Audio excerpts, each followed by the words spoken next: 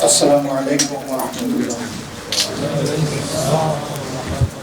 الحمد لله رب العالمين والصلاة والسلام على رسوله الكريم وعلى آله وصحبه وأهل بيته أجمعين. বাংলাদেশ জামাত ইসলামীর কেন্দ্রীয় মজলিসে শুরার আজকের এই অধিবেশন এমন একটি সময়ে অনুষ্ঠিত হতে যাচ্ছে যখন আমাদের প্রিয় জন্মভূমি এবছরের 5 আগস্ট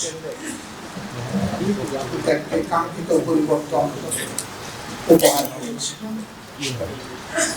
আমি আমার বক্তব্যের সূচনায় আরেকবার এই পরিবর্তনের মূল কারিগর নায়ক, দেশে বিদেশে অংশগ্রহণকারী পরিবর্তনের সহযোদ্ধা, বিশেষভাবে যারা তাদের মূল্যবান জীবন জাতিকে এমন একটি কাঙ্ক্ষিত পরিবর্তন এনে দেওয়ার জন্য উৎসর্গ করেছেন, আমি তাদের প্রতি গভীর শ্রদ্ধা জ্ঞাপন করছি। মহান রবের দরবারে দোয়া করছি আল্লাহ তাদেরকে শহীদ হিসাবে কবুল করুন। অসংখ্য সহকর্মী ভাই বোন, দেশের নাগরিক, বিশেষ করে যুব সমাজের সদস্যবৃন্দা, তারা গুরুতর আঘাতপ্রাপ্ত হয়ে অনেকে পঙ্গু হয়ে পড়েছেন, অনেকে মেরুদণ্ড আঘাত পেয়ে হাসপাতালের বেডে অবশ হয়ে পড়ে আছে, অনেকে চোখ হারিয়েছেন, হাত হারিয়েছেন, পা হারিয়েছেন। এরকম সকল আঘাতপ্রাপ্ত এবং কষ্ট নিয়ে যারা বেঁচে আছেন তাদের প্রতি শ্রদ্ধা নিবেদন করার পাশাপাশি মহান রবের দরবারে দোয়া করি আল্লাহ তাদেরকে সুস্থতা নিয়ে আমল দান করুন। শহীদ পরিবারের সম্মানিত, গর্বিত, মর্যাদাবান সদস্যদের প্রতি আমরা গভীর সহানুভূতি এবং শ্রদ্ধা জ্ঞাপন করছি। দেশের ভিতরে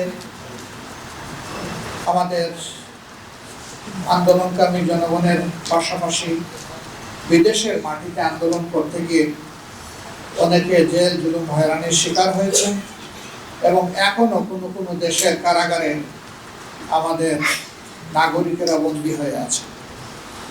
আমরা সরকারকে অনুরোধ করব দ্রুততম সময়ের ভিতরে আমাদের মিশনগুলোকে কার্যকর করে এবং সরাসরি ঢাকা থেকে সংশ্লিষ্ট দেশের সরকারের সাথে যোগাযোগ করে তাদের মুক্তির ব্যবস্থা করা, তাদেরকে তাদের কাজে পুনর্বাসন করা এবং দেশে ফিরিয়ে আনতে হলে সম্মানের সাথে ফিরিয়ে আনার দায়িত্বপূর্ণ সরকার পালন করেন।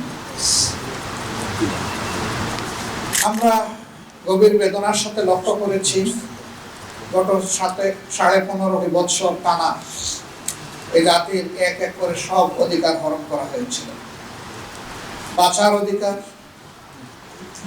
ন্যায় বিচার পাওয়ার অধিকার, মত প্রকাশের অধিকার, কথা বলার অধিকার, সর্বোপরি তার নিজের মূল্যবান ভোটটি পছন্দের দল এবং প্রার্থীকে দেওয়ার অধিকার সবগুলোই কেড়ে নেওয়া হয়েছিল। অনেক প্রতিভাবান মানুষকে রাষ্ট্রের বিভিন্ন গুরুত্বপূর্ণ দায়িত্ব থেকে জোর করে অবসরে পাঠানো হয়েছে, কাউকে কাউকে ওএসডি করে রাখা হয়েছে। এই সংখ্যা শত নয়, হাজারের বেশি ছিল। আবার আন্দোলনের পক্ষে থাকার কারণে বিরোধী দলের অসংখ্য নেতাকর্মীকে ঠান্ডা মাথায় খুন করা হয়েছে। 2006 সালের 28 অক্টোবর লগিবইটার তাণ্ডব দিয়ে সেই হত্যাকাণ্ড শুরু হয়েছিল, আর 2024 সালের 5 আগস্ট পর্যন্ত সেই হত্যা এবং ধ্বংসলীলা বাংলাদেশের জনগণ এবং বিশ্ববাসী প্রত্যক্ষ করেছে।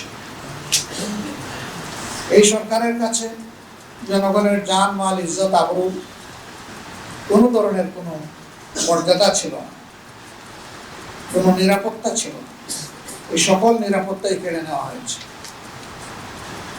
আমরা শ্রদ্ধার সাথে স্মরণ করি বিডিআরের তৎকালীন বিডিআরের সদর দপ্তর পিলখানায় যে 57 জন কমিটেড চৌকস সেনা অফিসারকে হত্যা করা হয়েছিল। আল্লাহ তাদেরকেও শহীদের মর্যাদা দান করুন। এরপরে আঘাতটা দেওয়া হয়েছিল বাংলাদেশ জামাত ইসলামীর উপর। আমাদের দুইজন সাবেক আমির জামাত জনাব অধ্যাপক গোলাম আজম রাহিমাহুল্লাহ শহীদ মৌলানা মতিউর রহমান নিজামী সহ তাদের 11 জন সহকর্মীকে নির্মমভাবে বিচারের নামে প্রহসন করে হত্যা করা হয়েছে। আমরা এর প্রতিবাদ তখনও করেছি, এখনো প্রতিবাদ জানাই এবং আমরা আল্লাহ তাআলার দরবারে দোয়া করি আল্লাহ তাদেরকে মর্যাদাবান শহীদ হিসাবে কবুল করুন। পাশাপাশি আমরা 1 জুলাই এই বছরের আগেই 500-র অধিক আমাদের সহকর্মীকে সারা দেশে হারিয়েছি। তাদের মধ্যে নারীরা আছেন, পুরুষরা আছেন, শিশু, আবাল, বৃদ্ধ বনিতা আছেন এবং বয়স্ক মানুষদেরকেও তারা ছাড় দেন। মহান রবের দরবারে দোয়া করি আল্লাহ তাদেরকেও শহীদ হিসাবে কবুল করুন। এর পাশাপাশি বিরোধী দলের অন্যান্য যাদেরকে হত্যা করা হয়েছে একই অবস্থা তাদের ক্ষেত্রে ছিল, যদিও নেতৃত্বের ক্ষতিটা সবচেয়ে বেশি হয়েছে বাংলাদেশ জামাত ইসলামী, এই ক্ষতিটা অন্য কোনো দলের হয়নি। আমরা এরকম নির্যাতনের শিকার হয়ে স্বৈর শাসকের হাতে দুনিয়া থেকে যারা বিদায় নিয়েছেন তাদের আত্মার মাগফিরাত কামনা করছি এবং আল্লাহ তাআলার দরবারে তাদেরও শাহাদাত কামনা করছি। আমাদের দলের বাইরেও যারা পঙ্গু হয়েছেন, আহত হয়েছেন, ক্ষতবিক্ষত হয়েছেন, বিভিন্নভাবে ক্ষতিগ্রস্ত হয়েছেন, তাদের জন্য মহান দরবারে কল্যাণের দোয়া করছি। অসংখ্য আলিম উলামা যাদের উপরে আঘাত দেওয়া হয়েছিল মূলত 13 সালে 5ই মে শাপলা চত্বরকে কেন্দ্র করে একটা শান্তিপূর্ণ সমাবেশে রাতের অন্ধকারে কিভাবে ঝাঁপিয়ে পড়া হয়েছিল তার সাক্ষী এদেশের জনমানুষ এবং বিশ্ববাসী। কতজন মানুষকে সেদিন খুন করা হয়েছিল তার হদিস আজও পাওয়া যায়।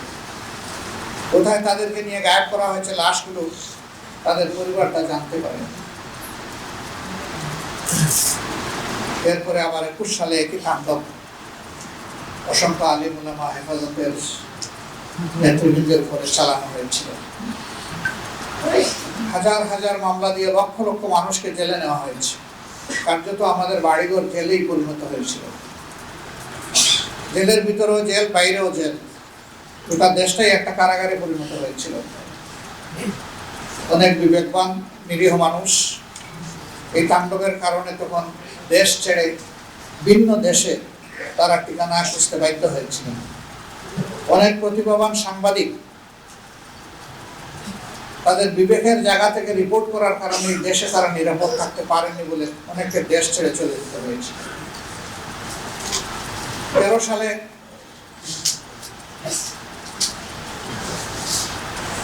আমরা লক্ষ্য করেছি শাহবাগের কেন্দ্রস্থলে যে আসর বসানো হয়েছিল, দেশে চরম বিশৃঙ্খলা সৃষ্টি করা হয়েছিল। তখন 2টা সরকার প্যারালাল চলছিল। একটা সরকার ছিল সংসদ কেন্দ্রিক, আর একটা ছিল শাহবাগ কেন্দ্রিক। শাহবাগের সরকারই সংসদীয় সরকারের চেয়ে ক্ষমতাবান হয়ে উঠেছিল। তাদের কথায় বাংলাদেশের জাতীয় পতাকা উঠত এবং নামত। জাতি বিস্ময়কর ভাবে এই সমস্ত বিশৃঙ্খলা লক্ষ্য করেছে এবং রাষ্ট্র থেকে পূর্ণ পৃষ্ঠপোষকতা দেওয়া হয়েছে। সম্মানিত বন্ধুগণ, এই সমস্ত ট্রমা এবং স্কার নিয়ে এই জাতি বেঁচে ছিল এবং প্রত্যেকটি অন্যায়ের বিরুদ্ধেই সোচ্চার হয়েছিল। 15.5 বছরের এই জগদ্দল পাথর আল্লাহ রাব্বুল আলামিন আমাদের সন্তান তুল্য ছাত্রছাত্রী যুব সমাজের মাধ্যমে 1 বছরের 5 আগস্ট সরিয়ে দিয়েছে। কিন্তু এই সরিয়ে দেওয়াটাও খুব সুখের ছিল না। কম বেশি 2000 আদম সন্তানকে এই দেশের নির্মমভাবে খুন করা হয়েছে। স্থল থেকে খুন করা হয়েছে, আকাশ থেকেও গুলি করে খুন করা হয়েছে। এই জন্য জাতির বিরুদ্ধে সরকারের যুদ্ধ ছিল। আমরাও তাদের সকলের প্রতি গভীর শ্রদ্ধা নিবেদন করছি আরেকবার। তাদের সীমাহীন ত্যাগের বিনিময়ে আজকের এই বাংলাদেশ, নতুন বাংলাদেশ। সুতরাং এই জাতিকে তাদের রক্তের প্রতি শ্রদ্ধাশীল থাকতে হবে এবং ঋণ পরিশোধে যত্নশীল হতে হবে। আমরা প্রতিশ্রুতিবদ্ধ আমরা আমাদের সন্তানদের, নাগরিকদের এই লক্ষ্য, এর মর্যাদা আমরা দিতে চাই। এর বিনিময়ে তারা যে স্লোগান দিয়েছিল, উই ওয়ান্ট জাস্টিস, আমরা ন্যায় বিচার সমৃদ্ধ একটি সমাজ চাই, বৈষম্যহীন একটা সমাজ চাই। সেই বৈষম্যহীন এবং ন্যায় বিচার সমৃদ্ধ সমাজ গড়তে হলে সুষ্ঠু নির্বাচনের মধ্য দিয়ে কাউকে না কাউকে এদেশের দায়িত্ব তুলে নিতে হবে হাতে। এই সুষ্ঠু নির্বাচনকে সামনে রেখে আমরা বর্তমান ইন্টারিম গভর্নমেন্টের কাছে দাবি জানিয়েছিলাম যে আপনারা কতিপয় গুরুত্বপূর্ণ বিষয়ে আপনাদেরকে সংস্কার সাধন করে সুষ্ঠু নির্বাচনের জন্য সমতল মাঠ তৈরি করতে হবে। এর জন্য একটি রোডম্যাপ দরকার।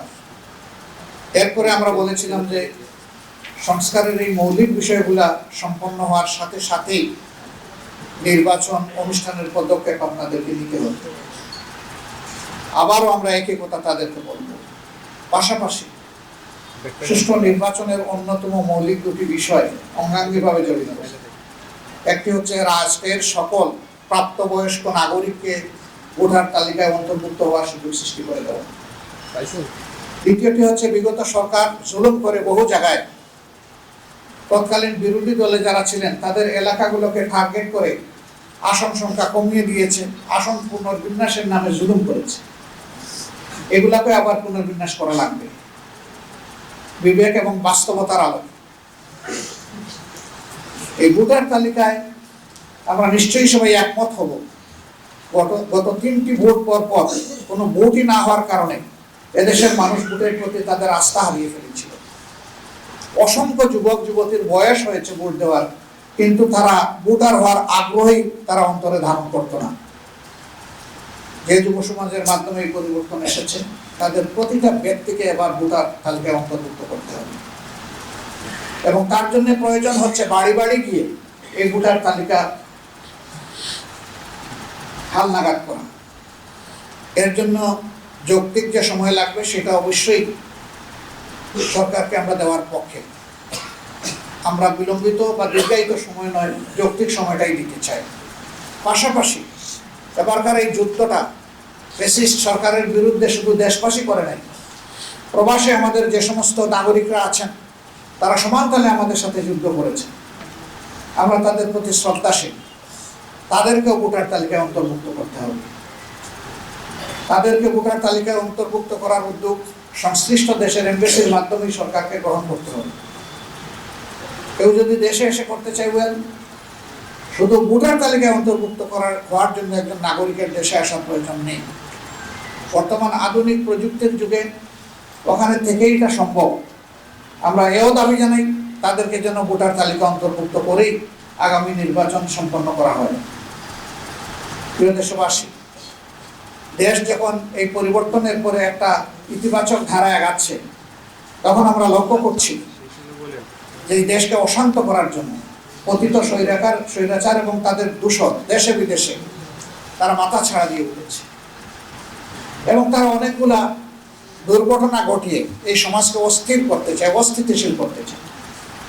আলহামদুলিল্লাহ, বাংলাদেশের বিচক্ষণ দেশপ্রেমিক জনগণ ইতিমধ্যেই তাদের ফাঁদ বুঝতে পেরে তাদেরকে ব্যর্থ করে দিয়েছে। তাদের ষড়যন্ত্র আল্লাহ তাআলা ব্যর্থ করেছেন, এই জন্য আল্লাহর দরবারে শুকরিয়া দেন। তাদের এই অপপ্রয়াস জাতিকে আরেকবার মজবুতভাবে ঐক্যবদ্ধ করে দিয়েছে। আমাদের প্রতিপক্ষ যদি এটা বুঝতে পারে যে এই দেশের মানুষ আর কারো কাছে অসহায়ভাবে আত্মসমর্পণ করবে না এবং কোনো চোখ রাঙ্গানিকে পরোয়া করবে না, তাহলে তাদের জন্য এবং আমাদের জন্য কল্যাণকর। আমরা একটা সুন্দর, শান্তিপূর্ণ, মানবিক দেশ চাই। আমরা একটা দুর্নীতিমুক্ত দেশ চাই। আমরা একটা জাস্ট সোসাইটি চাই, সুবিচারপূর্ণ একটা সোসাইটি চাই এবং আমরা আমাদের যুবকদেরকে এদেশের উন্নয়নের কারিগর হিসেবে আমরা প্রতিষ্ঠিত করতে চাই। সমাজ পরিচালনার দায়িত্ব আমরা ক্রমান্বয়ে তাদের হাতে তুলে দিতে চাই। সেই বাংলাদেশ গঠনে, এমন একটি নতুন বাংলাদেশ, মানবিক বাংলাদেশ গঠনে আমরা নারী পুরুষ নির্বিশেষে সকলের প্রতি সম্মান রেখে সকলকে মর্যাদার আসনে প্রতিষ্ঠিত করার লক্ষ্যে আমাদের যে প্রয়াস, সেই প্রয়াসে আমরা দেশবাসীর পরামর্শ চাই, দোয়া চাই, ভালোবাসা চাই, সমর্থন চাই, পাশে চাই, সাথে চাই। আমরা আশাবাদী প্রিয় দেশবাসীর সহযোগিতা পেলে ইনশাআল্লাহ একটা কাঙ্ক্ষিত বাংলাদেশ গঠন করা সম্ভব হবে। এই জন্যে আমরা দেশপ্রেমিক সকল শক্তির প্রতি উদাত্ত আহ্বান জানাবো, জাতীয় স্বার্থের জায়গায় আমরা যেন কখনো বিভক্তিতে লিপ্ত না হই, বরঞ্চ আমরা যেন ঐক্যবদ্ধ থাকি। জাতি ঐক্যবদ্ধ থাকলে জাতির বিরুদ্ধে যারা ষড়যন্ত্র করবে তারা অবশ্যই ব্যর্থ হবে, আল্লাহ তাদেরকে ব্যর্থ করে দেবেন ইনশাআল্লাহ। তাই আরেকবার আমি জাতিকে জাতীয় স্বার্থে দল মত ধর্মের ঊর্ধ্বে উঠে ঐক্যবদ্ধ থাকার আহ্বান জানিয়ে আমার উদ্বোধনী কথা এখানেই শেষ করছি। আল্লাহ হাফিজ। বাংলাদেশ জিন্দাবাদ। বাংলাদেশ জামাত ইসলামী জিন্দাবাদ।